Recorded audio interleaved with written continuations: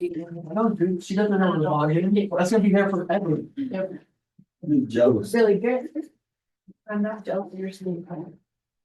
I am. There's a tiny bit of overlap between this next unit and some concepts that we talked about in Algebra 1. I don't think it ever came up in Algebra 2, but in Algebra 1, not that you would remember this, most of you, but we talked about functions. And do you guys remember like how to look at a graph or something and tell if it's a function? Yeah, so we'll give it a once over, and then as I say things like the vertical line test and stuff like that, then it'll come back to you. But so there is some overlap that we'll sort of breeze through, but a lot of it is newer, like way harder stuff. So the chapter doesn't like in Algebra 1, it's a chapter on functions. Like I taught you guys how to look at something, determine if it's a function. I asked you to find the domain and the range. We just kind of take all those concepts now to a different sort of level at this point in time. So this unit is all about functions and their inverses, graphing a function, graphing its inverse, looking at a function, determining if its inverse is also a function, restricting the domain of a function to make its inverse a function. And then above all, algebraically inverting functions is a big one. So there's a lot of meat on this bone. This will take a minute. So we start the unit with finding inverses. So that's what we're doing today. And it's actually, I think you guys are gonna have no issues. You're pretty good, all of you, mechanically with just doing algebra math.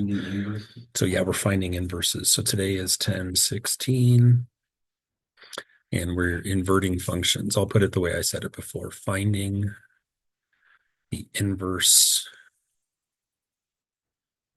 of a function. So I don't know if I'll even bring up graphing today, but sometimes I just make stuff up as I go, and I teach very organically, like in the moment. And so if an opportunity presents itself in the next like 10 or 15 minutes to talk about graphs, then I'll just talk about graphs with you. But I don't imagine that today's the right day for that. But graphing a function, we're going to have to go back and refresh on that. And then when you graph the inverse of a function, it's pretty cool, actually, the way it works. The graph of a function and the graph of its inverse are pretty rad. So it almost looks like artwork sometimes. So anyhow, we'll get to that later. So today we're using algebra. We're not doing anything graphically today. In fact, I'm going to put a little comment here that we're finding the inverse of a function and we are doing it algebraically. So when we talk about mathematics, you can do a lot of things algebraically and you could do things graphically. Like if you were to go way back in time, when I had you in Algebra 1 or Algebra 2, we solved systems. And we solved systems algebraically. That's like elimination and substitution. Any of that sound familiar? That's algebraic work. And then we also solve systems graphically. And that's where I give you some equations and you graph them and see where they cross. So there's a couple ways to do inverses, right? The one we're going to do today involves no graphing. It's just mechanics, which is nice. If you're a math person, you'll appreciate it. So let's get to it. I got 9 examples. I don't know how long this will take. I haven't done this in years, so I don't really remember how difficult you'll find this. I don't think you're going to struggle. So there's a function, right? F of x equals blah, blah, blah. And when you want to find the inverse of a function, there's just a set of steps that you have to follow. And step 1 is to replace the f of x with a y and to write the function like this. Because if you don't do that, then what I'm about to say won't make any sense. Always remember as we get into functions now that f of x is just a more professional notation for y equals, gives us a little more flexibility and freedom. So really when I say f of x equals, I'm really just saying like y equals. And so we're going to swap it out and I may not even write the rest for the lecture. I may just write them all as y equals, like to save some time. But if you see f of x, swap it out. Now, here it is. This is where the rubber meets the road. We're going to switch the variables. And this will make a lot more sense in a week. But right now, what we're going to do mechanically is we're going to take the x and the y in this equation, and we're actually going to have them completely switch places. Got it? So here it goes. It's now going to say x equals 3y minus 4. So what you just did is you inverted the relation, but you now have to get it back to being in function notation.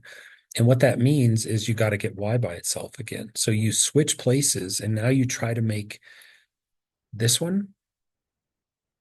We want to make purple guy look like red guy. And the only way now that we can do that is to dig our way out of this mess that we've created by getting y by himself. And the algebra, I don't think is too, like in a problem like this, the algebra is pretty low level, right? What would we do first to get y by itself? For sure, add the 4. Like those are just your math instincts that you've developed. So if I add the 4 to both sides, then I'm going to have x plus 4 equals 3y. And what's the final step? Divide by 3. And so we wind up with y equals x plus 4 divided by 3. The last thing we have to do as a finishing touch is tell the world what we just did. And so if the function notation, I'm going to put a little yellow box around it up here. I know it's been a hot minute since we've used that, but that function notation is f of x. When you want to write the inverse of a function, you write it like this. You write f negative 1 x. Please get used to this. That's what inverse looks like. It's like f to the negative first power. It's just the notation that we've elected to use. So the inverse of x, so we say f inverse of x is equal to x plus 4 over 3. Got it? So that's the basic mechanics. And these first few examples, honestly, are pretty lighthearted. And then we're going to get into some exponents and roots and stuff. And that's where if you're going to hit a wall, it could happen there, but you won't feel any burn on these first couple. So there you go. Example number 1. We took a function, and in this large red box down here, we are done. We calculated its inverse. That's called an inverse. Easy peasy. All right, let's go again. Round 2. So the function, and again, I'm not going to write f of x every time, okay? Just assume it said f of x, we swap it out. So our equation is y equals negative 1/2 of x plus 3.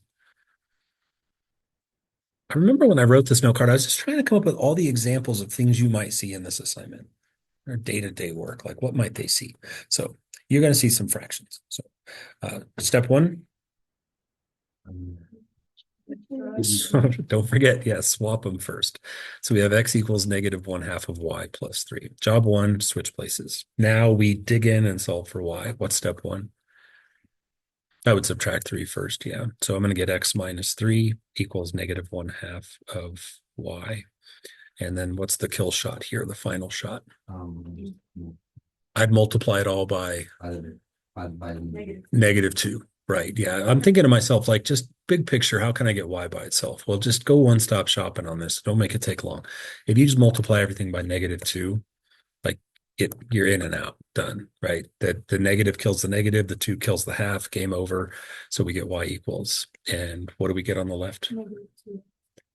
There you go. And then the final touch, remember, is to state. And I wouldn't blame you if you just stated it right here, where I'm moving my pen right there. Like once you get good at this, you're like, why would I write it as y equals if I know I'm just going to have to write it as f inverse equals? So you get to a point where you just kind of skip writing y equals and you just write f inverse of x equals and you're done. Okay. Any questions so far? All right. 2 down, bunch to go. Next one is y equals. So again, f of x equals negative 6 minus x.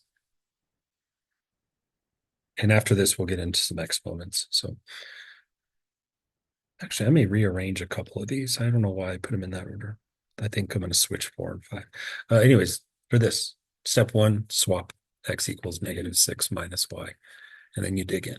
What's step 1? Yep. So we have x plus 6 equals negative y. And then what's the final shot here?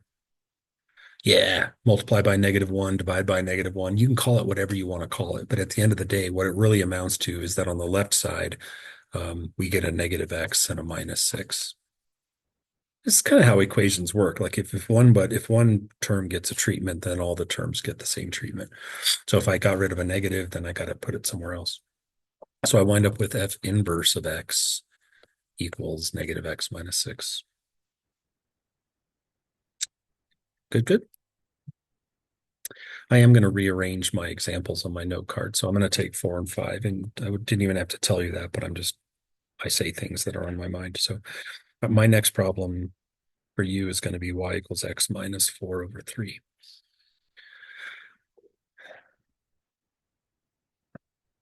First step, swappity-doo.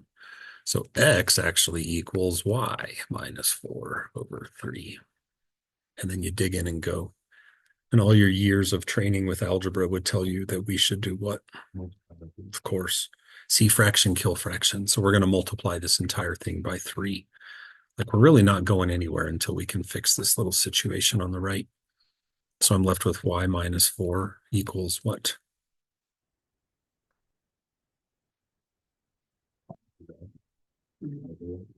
Yep. Final step.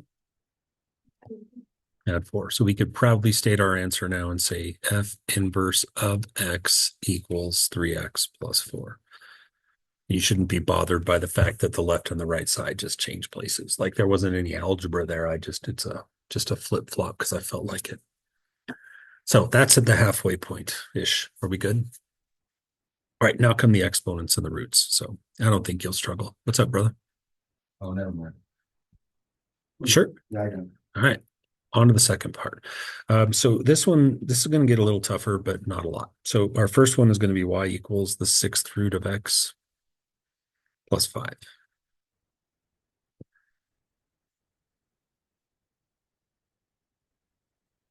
So far, so good. Step 1, I'll just stop asking you. We're going to swap. So x equals the 6th root of y plus 5. And I've never asked you to solve an equation like this. In all the years I've known you, I've never asked you, but you just know what to do first.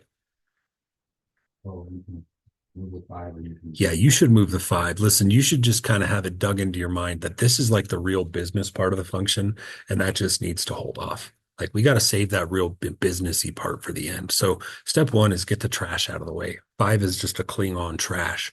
So let's move 5 to the other side. You do not want to get rid of that root at this point. Okay, it's going to be really, really bad if you do. So save any rooting or exponentiation kind of stuff. You save all that till the end. So we're going to move the 5 first, and we're going to have x minus 5 equals the 6th root of y. So answer this question correctly on the first try, and we don't have to keep talking about it, but here it goes.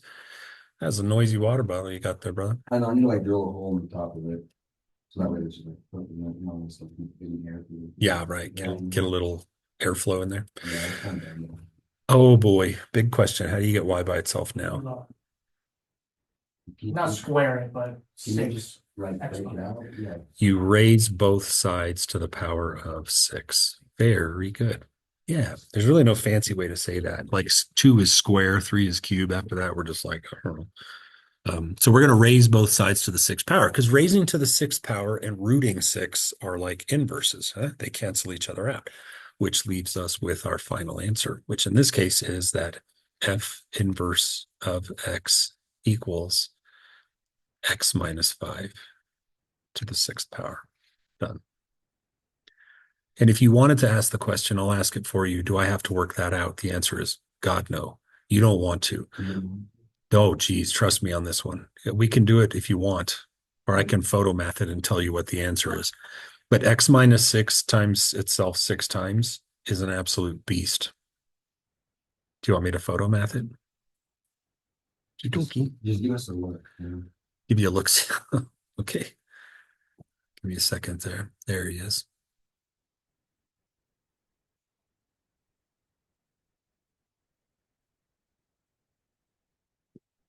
Okay. So when I show you this, I just want you to walk away from this and say, now I know why you didn't want us to work this out. So the answer to x minus 5 to the 6th power, I almost need my glasses for this, is x to the 6th minus 30 x to the 5th plus 375 x to the 4th minus 2500 x cubed plus 9375 x squared minus 18,750 x plus, just a little number, 15,625. In case you're not understanding how that could possibly happen, let me just walk you through the beginning, and then you'll see why we don't do stuff like this. X minus 5 to the 6th power means to do this. because that's to the second power, right? And you all know, of course, that that's x squared minus 10x plus 25. Whoop-de-doo. But now what I got to do is I got to take that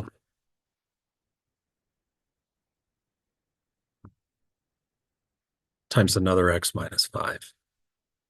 And that's a 6 multiplication distribution combining like terms problem, which is going to come out to something not that intimidating. But then you're going to take that answer, and guess what? You're going to do it again, multiply it by another. And what happens is it gets out of hand in a hurry. And it maybe, I think in this class, we'll talk about binomial expansion, Pascal's triangle. And at that point, a problem like this is much more doable. But right now, please just stay away, like run the other way. Just leave it as this. Got it? All right. So that's why we don't do that. Well, I want to write down the answer. All right. So that I know that it's not. Because the trouble that I have is that people, when I give them this, oh, does this make me want to quit my job? Some people think the answer to that is x to the sixth minus 15,625. And boy, does that make me want to punch a baby. And yeah, I said that on recording. Like, that's how bad it is. And you see how badly you're disrespecting the math gods when you take a problem like that. And right. I mean, because some people go, oh, you just take x to the sixth and 5 to the sixth. And it's like, oh, no. I was thinking about it. I started writing. I was like, wait, that's not how you do it. Right. There's a lot going on behind the scenes there. So as we go through this lesson and through these coming assignments, just bear in mind when we get things at the end like 3x minus 4 to the fourth power, leave it alone. Call it good. So, all right, on to the next one. Thank you, Photo Math, for that. Y equals x over 8 to the fourth power. So again, it would have said f of x equals, we changed it to y equals, and what's the first step? I said I wasn't going to ask, and I did it anyways. X equals y over 4, y over 8, excuse me, to the power of 4. You cannot multiply by 8 this time, because even though your instincts, you hang out with a guy like me who's always preaching about C fraction, kill fraction, you can't because it's in jail right now.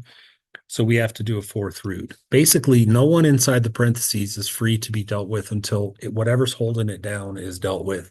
And in this case, the man that's holding us down is the 4. As soon as I could remove the 4, then the parentheses are able to melt away, and I no longer have any restrictions. I can do what I want, right? So what I want to do is kill red guy. And the only way to kill red guy is with his inverse. And the inverse of a power is a root. So we're going to take the left side and fourth root it. And we're going to take the right side and the left side and fourth root them both. Fourth root kills fourth power, right? Exponents, roots, like logarithms and exponents, like you learned in Algebra 2. They're inverses. So on the right side, something really good happens, and that is that everyone just cancels, and we're just left with y over 8. Nice and peaceful. And on the left side, in algebra, you just kind of take one side's trash and give it to the other side. You know, we just keep moving trash around. So on the left side, we wind up with the fourth root of x. And now I'm ready to have that conversation with you about getting y by itself. What do we do? Now we can multiply by 8. Now the captain has turned off the seatbelt sign and everyone's free to move about the cabin, right? No one else is trapped. Like the x is trapped, but he's not my concern. The y is free. The 8 is free. So I'm going to multiply everything by 8. And I'm going to be left with my answer. And I'm going to switch sides. I will do this a lot. So f inverse of x equals what? Y. F inverse equals 4. 8 times the fourth root of x. Like that. And you want to, if you have bad handwriting, you want to be really careful with this. Like if you're someone who's real sloppy and nonchalant with your numbers, this could get really ugly in a hurry. You know what I'm saying? Like people could think, is that 84 times the square root of x? So you want to be very deliberate with making your exponents or your, oh, here's a question for you. Do any of you by chance remember what that number is called? It has a name. It's called the index. So if you write a root like a cube root or a fourth root or a fifth root, that little number outside is called an index. It's the number that determines the flavor of the root.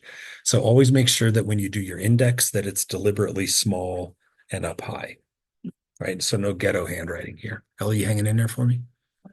Okay. You need me to throw something at you? Yes. You okay? Okay. How you guys feeling? This is not bad, is it? It's too easy. Is that why you're going to sleep? Okay. Well, I wish I could say it's going to get harder, but I don't think it is. Y equals x to the 1/9 minus 8. I'm not even going to ask you. I'm just going to do it. X equals y to the 1/9 minus 8. Can we just start running it, switched up? No, you can. I mean, I'm not going to. You can.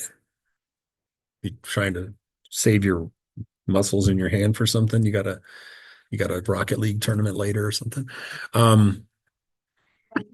Step 1. Yeah, be careful, Cooper. What? Good job. Let's add 8 to both sides. So I'm going to have x plus 8 equals y to the power of 1/9.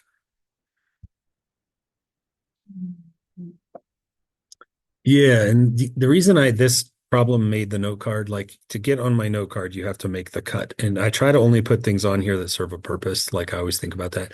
This one made the cut because I don't think I've ever asked you to do this before. What you're actually going to do is raise both sides. You're going to exponentiate here, which feels so weird. Because usually to kill an exponent, we use a root. But the trouble is, like, if you take the 1/9 root, man, that is really weird. What we do instead is we think about like 6th grade math. What could you multiply 1/9 by to make it essentially go away? A whole 9.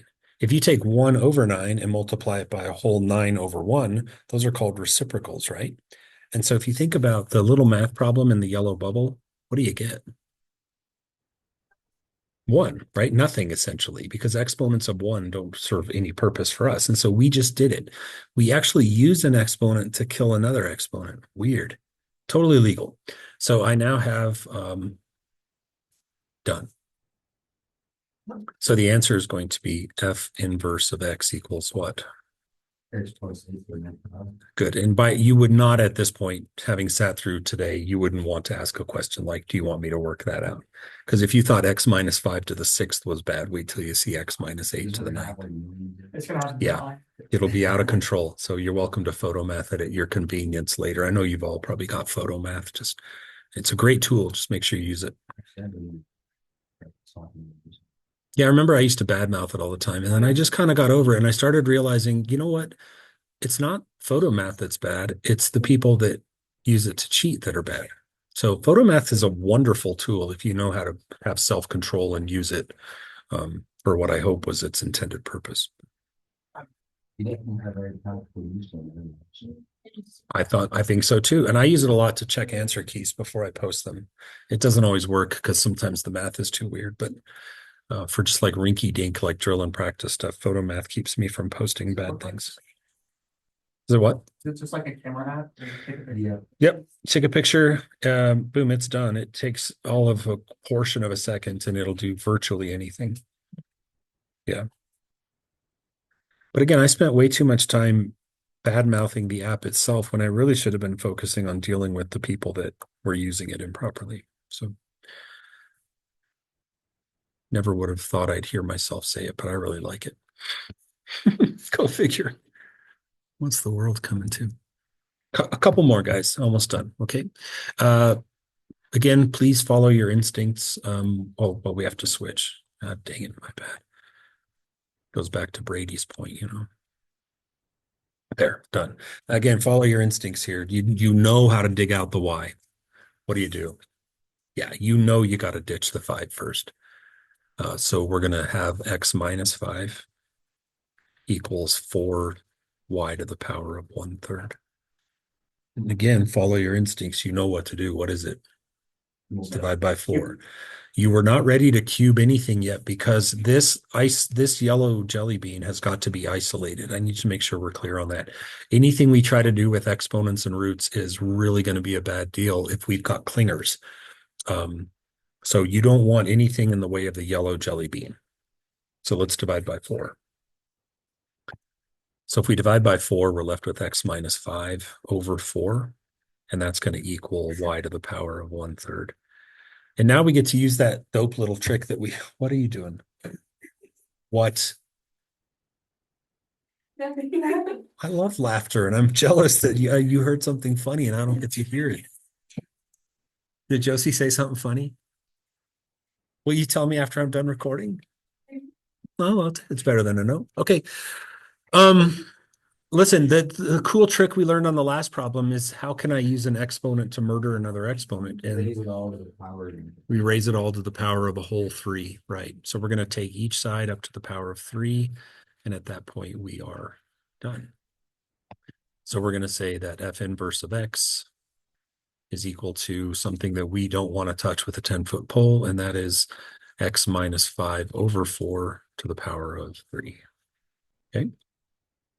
There's a couple other ways you could write that, but really at the end of the day, that's not what we're about right now. We're just good enough, man. We inverted it, and yeah. Last one, dudes. Let's go. Huh? I like being referred to. What did you say?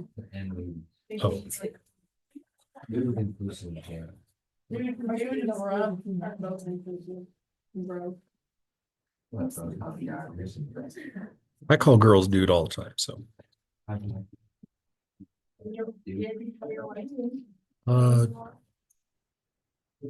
don't think I do. Maybe I do. Are you the type of, you call your wife babe? Oh, Good, good. I gotta pause my recording real quick. We're back. Last one, thank goodness. I'm thinking we should probably switch these.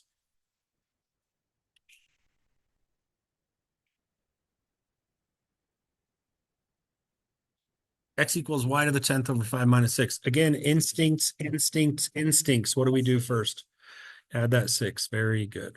Just your knowledge and feel of algebra tell you what to do. So we're going to have x plus 6 on the left, and we're going to have y to the 10th over 5 on the right. Again, instincts. What do we do next? You multiply by 5 because you got to get that y part by itself. And so multiplying everything by 5 just looks like this.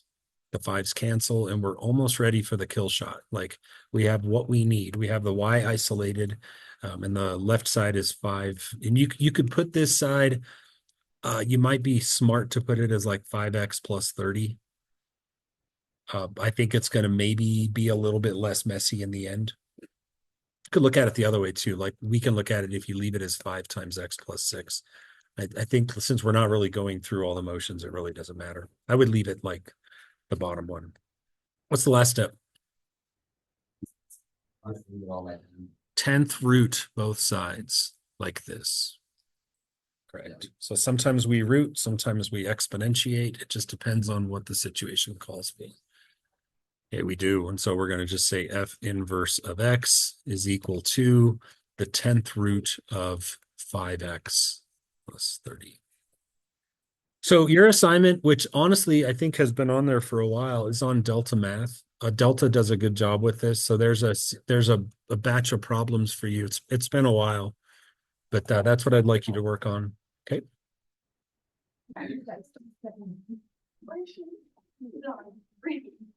Hey, did you know that when you go and like get your insurance on your chargers now, they like give you like a